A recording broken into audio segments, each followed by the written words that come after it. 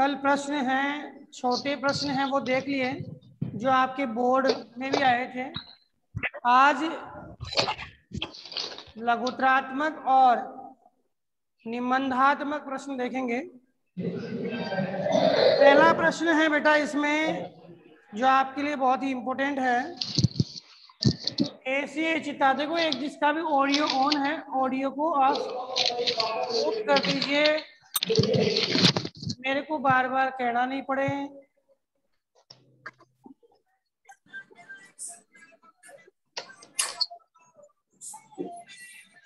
देखिए, प्रश्न है एशियाई चिता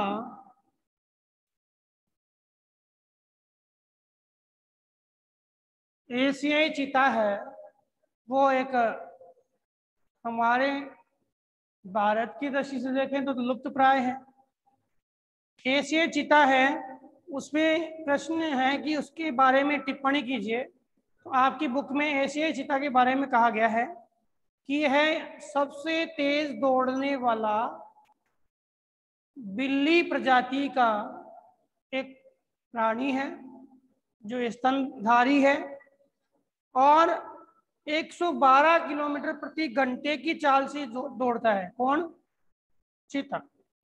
चिता के लिए बताया जाता है कि पहले ये चिता एशिया के अफ्रीका और एशिया में काफी मिलते थे, लेकिन धीरे धीरे इनकी संख्या कम हो गई।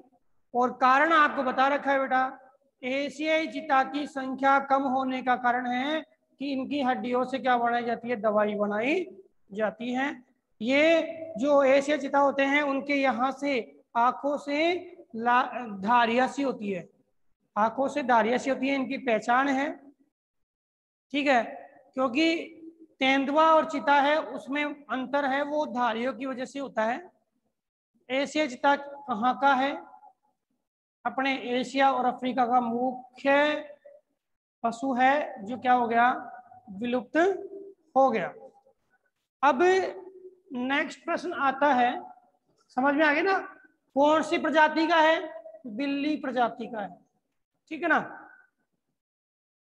विलुप्त होने का कारण क्या है?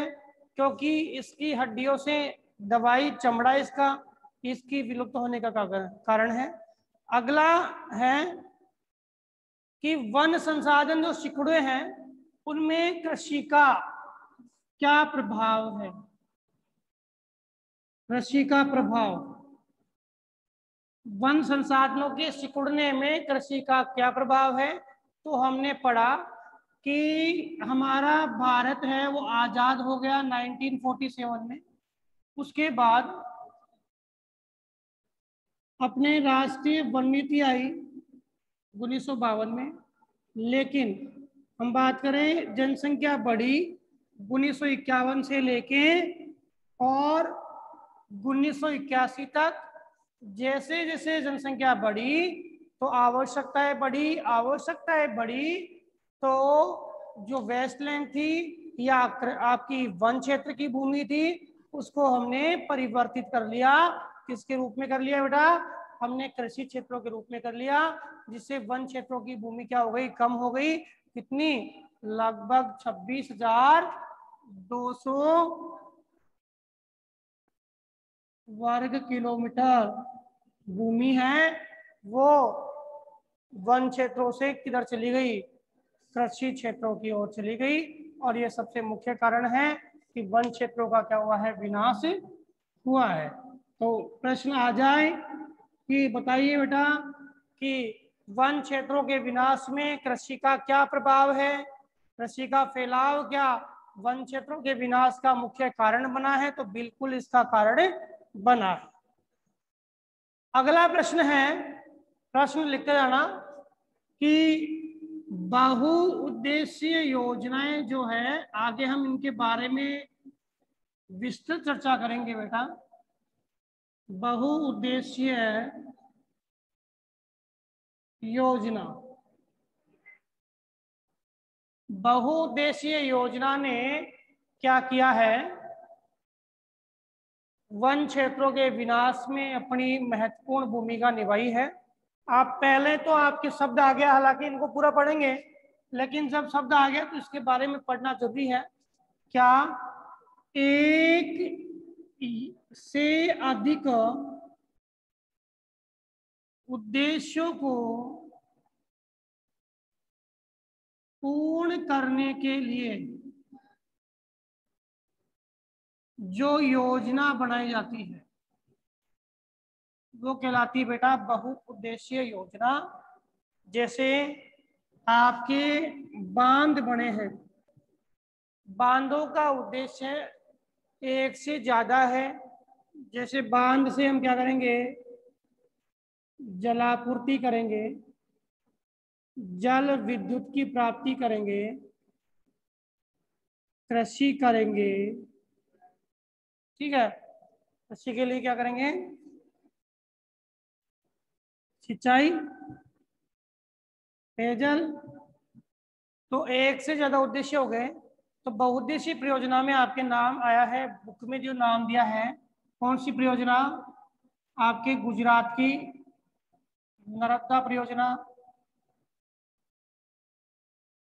सरदार सरोवर बांध, याद करना, लगभग 5000 एकड़ भूमि या 5000 हेक्टर भूमि है। इस भूमि को इस बांध की वजह से नुकसान हुआ। सॉरी, एकड़ हेक्टर नहीं है, ये वर्ग किलोमीटर है। एकड़ हेक्टर तो कम ही होगा ना, तो ये क्या है, वर्ग किलोमीटर। हेक्टर के बारे में पूछा होगा एक बार आपने, भाई 4 बीघा में 1 हेक्टर होता है ना, 10 बीघा कच्ची बराबर क्या होता है, 1 हेक्टर होता है। तो 5 वर्ग किलोमीटर क्षेत्र है, उसमें सरदार सरोवर परियोजना के माध्यम से वन क्षेत्रों का क्या हुआ है, विनाश हुआ है। और अनुमान है कि लगभग, ये जो मैंने आंकड़ा दिया है ऊपर वाला, ये ध्यान रखना, थोड़ी मिस्टेक होगी आंकड़ों में, कि नर्मदा की सरदार सरोवर से तो कितनी है, 40,000 हेक्टर है। कितनी है, सॉरी 40 नहीं, 4 लाख हेक्टर। कितनी है, 4 लाख हेक्टर है नर्मदा वाली तो। और कंप्लीट जो है लगभग 4 लाख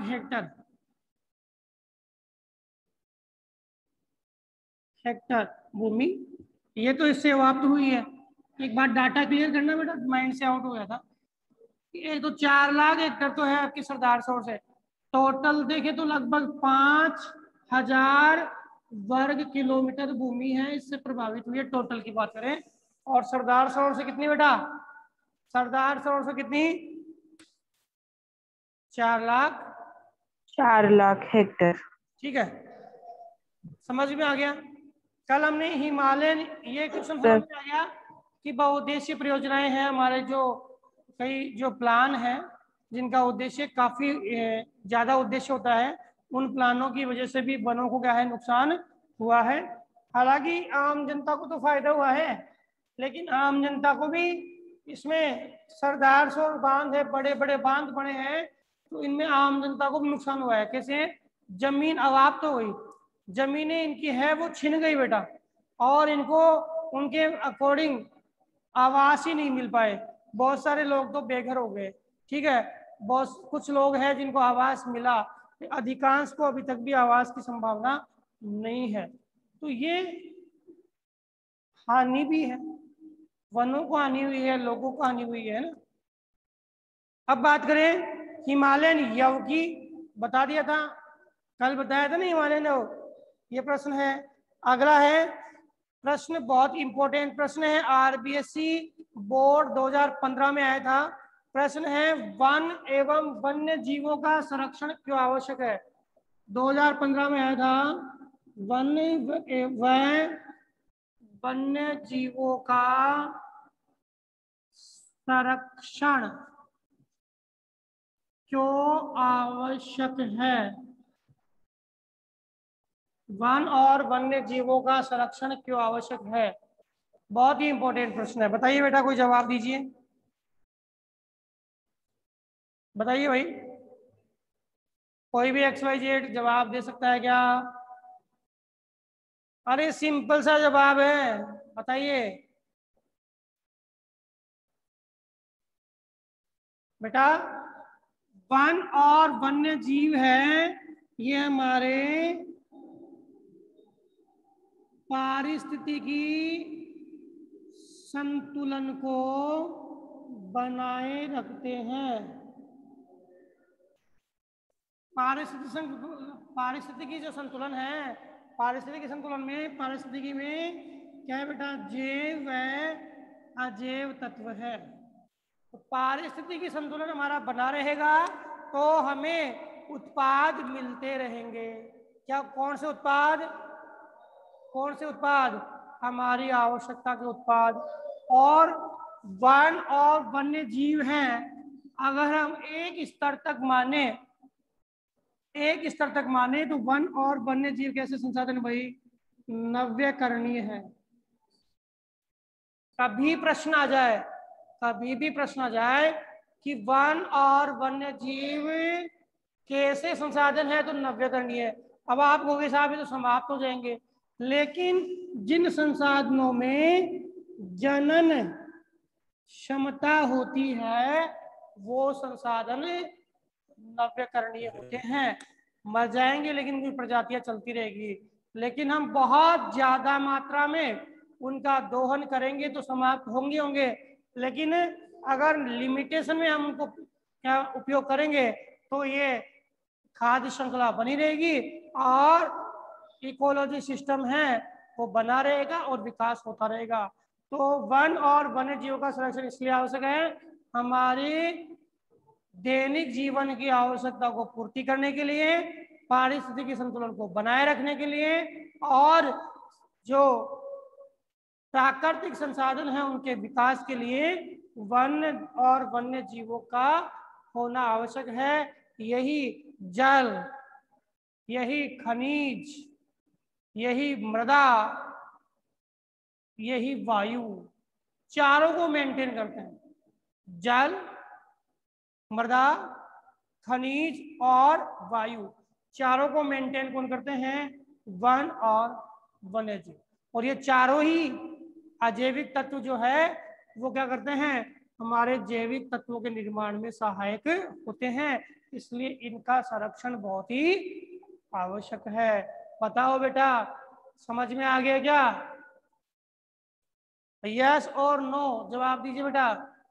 यस सर। आ गया ना? प्रश्न लिख, अरे बेटा प्रश्न लिख रहे हो ना आप लोग? Yes sir.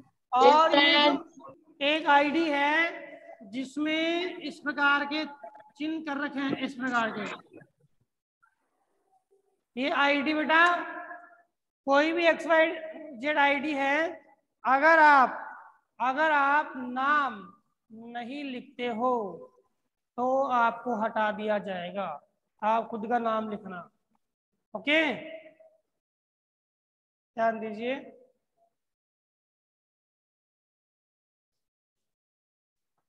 इसके बाद अगला प्रश्न है, टाइगर प्रोजेक्ट क्यों लागू किया गया? अगला इंपॉर्टेंट प्रश्न है, टाइगर प्रोजेक्ट क्यों लागू किया गया? सिंपल सी बात है, टाइगर्स की संख्या लगातार कम हो रही थी, इसके लिए टाइगर प्रोजेक्ट लागू किया गया। इसके बाद हम बात करें कि बाघों की प्रजाति, अगला, बाघों की प्रजाति लुप्त होने का क्या कारण है? बेटा प्रश्न बहुत इंपॉर्टेंट है, पढ़ भी लिया हमने। बाघों की प्रजाति लुप्त होने का क्या कारण है? तो बेटा बाघों की प्रजाति लुप्त होने का कारण है कि एक तो हम अंधाधुंध उनका शिकार कर रहे हैं। क्या कर रहे हैं बेटा? अंधाधुंध शिकार कर रहे हैं, जिसे 50,000 बाघ एक साथ कम हो गए और उनकी संख्या 20 शताब्दी में 1827 रह गई। कितनी रह गई? 1827 रह गई। पहला कारण तो है शिकार, पढ़ाया था। दूसरा कारण है वनों को काट रहे हैं तो उनके आवास क्या हो गए? समाप्त हो गए। और तीसरा कारण है कि मानव की जनसंख्या वृद्धि हो रही है, वो भी इसका महत्वपूर्ण कारण है। और चौथा है बाघों का व्यापार। बाघों का व्यापार। पांचवा कारण मैंने अभी बताया आपको, क्या, इनकी हड्डियों से बनने वाली दवाई, उसके कारण बाघों को लगातार मारा जा रहा है। तो बताओ, क्लियर है? प्रश्न समझ में आया? एक तो बाघ संरक्षण क्यों करें, क्योंकि लगातार संख्या कम हो रही है। तो एक प्रश्न आप बताओगे कि टाइगर प्रोजेक्ट कब आया? 1973 1973 में।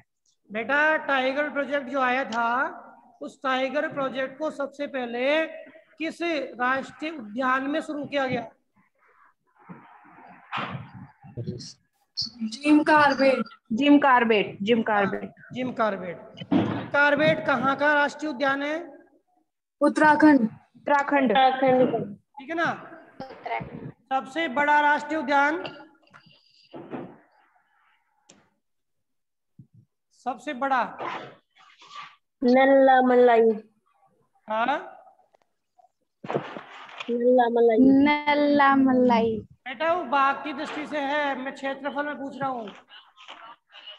नल्ला मलाई कहाँ है? काजीरंगा। काजीरंगा है, काजीरंगा याद करना ना, लिखवा रखा ना काजीरंगा। बाघ संरक्षण के लिए सुंदरवन कहाँ है? सुंदरवन पश्चिम बंगाल में। पश्चिमी बंगाल। ठीक है ना। और बांधवगढ़? मध्य प्रदेश। मध्य प्रदेश। मानस? मानस असम। असम में। काजीरंगा? असम। काजीरंगा और मानस है, वो दोनों किसके लिए जाने जाते हैं बाघ के अलावा? एक सींग वाले गेंडे के लिए। एक सींग वाले गेंडे के लिए। गेंडे के लिए। ठीक है ना, ध्यान दीजिए। अब अपने पास टाइम है कम, एक दो प्रश्न और देखते हैं। प्रशासनिक आधार पे वनों को 3 भागों में बांटा गया, आरक्षित, रक्षित और वर्गीकृत। प्रश्न आ गया, प्रश्न लिख लो। प्रशासनिक आधार पे वनों को कितने भागों में बांटा गया? आरक्षित, रक्षित और अवर्गीकृत। पढ़ा दिया आपको मैंने, रिपीट कराने की आवश्यकता नहीं है। जिसमें प्रतिबंध है पूर्ण आरक्षित, पूछ के जाएंगे रक्षित, और आराम से जाए तो क्या होगा? क्या होगा? अवर्गीकृत। अब एक सेकंड लास्ट प्रश्न है कि भारत में संयुक्त वन प्रबंधन कार्यक्रम को संक्षेप में समझाइए। समझा दिया क्या बेटा मैंने आपको? ये समझा दिया क्या? संयुक्त वन प्रबंधन कार्यक्रम को समझाइए। प्रश्न समझा दिया गया वाला, संयुक्त वन प्रबंधन। कोई भी स्टूडेंट बोलिए भाई, समझाया कि नहीं समझाया? समझाए सर। समझा दिया ना। कहाँ का है संयुक्त वन प्रबंधन? उड़ीसा। बेटा उड़ीसा का है। कहाँ का है? उड़ीसा का। कब आया? 1988 में। 1988 में क्या आया था? संशोधन हुआ था वन नीति में भी। इसमें वन नीति में क्या हुआ था? संशोधन हुआ था। तो संयुक्त प्रबंधन जो है उसमें आपके सरकार और समुदाय दोनों का संयुक्त प्लान है। ये दोनों का संयुक्त प्लान है, किसका? सरकार का और समुदाय का। और इसमें सबसे बड़ी बात है कि दोनों मिलकर के और वन और वन्य जीवों के संरक्षण की बात कर रहे हैं। वन और वन्य जीवों के संरक्षण की बात कर रहे हैं। तो पहला प्रस्ताव किस राज्य में आया? बताइए, रिपीट कीजिए। उड़ीसा। उड़ीसा में। उड़ीसा में। कब आया? उड़ीसा में 1988 में। हाँ, इसका उद्देश्य क्या था? जो शहरित वन क्षेत्र है, जो वन क्षेत्र बिल्कुल कम हो गए हैं, इनको और बढ़ाया जाए। और इनको बढ़ाने के लिए गांव स्तर पे संस्थाएं बनाई गई और इसको मिलाया गया, सरकार को और समुदाय को, दोनों को मिलाया गया। और दोनों को जो भी वन क्षेत्र में संकटग्रस्त जाती है, चाहे वो आपके वनस्पति की है, चाहे आपके वन्य उन दोनों को संरक्षण प्रदान किया गया। बताओ समझ में आया कि नहीं आया? Yes sir. Yes sir. एक इम्पोर्टेंट प्रश्न आपके सामने है कि जैविक संसाधनों का जो ह्रास हो रहा है, तो जैविक संसाधनों के ह्रास ने सामाजिक, बहुत ही इंपॉर्टेंट प्रश्न है, बहुत इंपॉर्टेंट, सामाजिक जीवन को प्रभावित किया है। किसको प्रभावित किया है? सामाजिक जीवन को प्रभावित किया है, सांस्कृतिक जीवन को प्रभावित किया है। कैसे, समझाइए। यहां से आपके दो प्रश्न हैं, आपके जो रेफरेंस बुक है उनसे मैं क्वेश्चन करवा रहा हूं आपको। तो जैविक संसाधनों का विनाश सांस्कृतिक विविधता के विनाश से कैसे जुड़ा हुआ है, तो समझाइए। तो देखो, पहली बात कि कुछ जातियां जो है, कुछ जनजातियां वो किसके साथ, ऑडियो बंद कीजिए भाई, क्या हो रहा है इसे? जातियां और जनजातियां जो भी हैं आपकी, ये जातियां और जनजातियां वनों से, वन्य जीवों से पोषण प्राप्त कर रही थी। जैसे इनका विनाश हुआ तो उनकी आर्थिक स्थिति कमजोर हो गई, पहली बात। दूसरी बात कि समुदाय को भोजन, जल, कई प्रकार के संसाधन हैं जो वनों से प्राप्त हो रहे थे, वो भी उनको नहीं हो रहे, तो पोषण का अभाव हो गया। तीसरी बात, ये जो खत्म हुआ है तो ग्रामीण क्षेत्रों की जो महिलाएं, उन पे ज्यादा दबाव आया है। जैसे जैसे साधन कम हुए हैं, जैसे मान लो कि जल संसाधन कम हो गया तो ग्रामीण क्षेत्रों की महिलाएं कई किलोमीटर तक जल की प्राप्ति करती है। ऐसे ही वन संसाधन खत्म हो गया तो जनजातीय क्षेत्रों में महिलाएं हैं, अपने परिवार को पालने के साथ साथ वो महिलाएं काफी दूर तक संसाधनों को कलेक्ट करती है, तो उनका काम बढ़ गया। उनका काम बढ़ा तो वो अपने बच्चों को समय नहीं दे पाती है। इसके कारण उनके बच्चे पूर्ण पोषण की प्राप्ति नहीं कर पाते हैं। तो ये समस्या है। सामाजिक सांस्कृतिक गतिविधियों में भी संसाधनों की, वन संसाधनों की कमी के प्रभाव पड़े हैं। किसके प्रभाव पड़े भाई?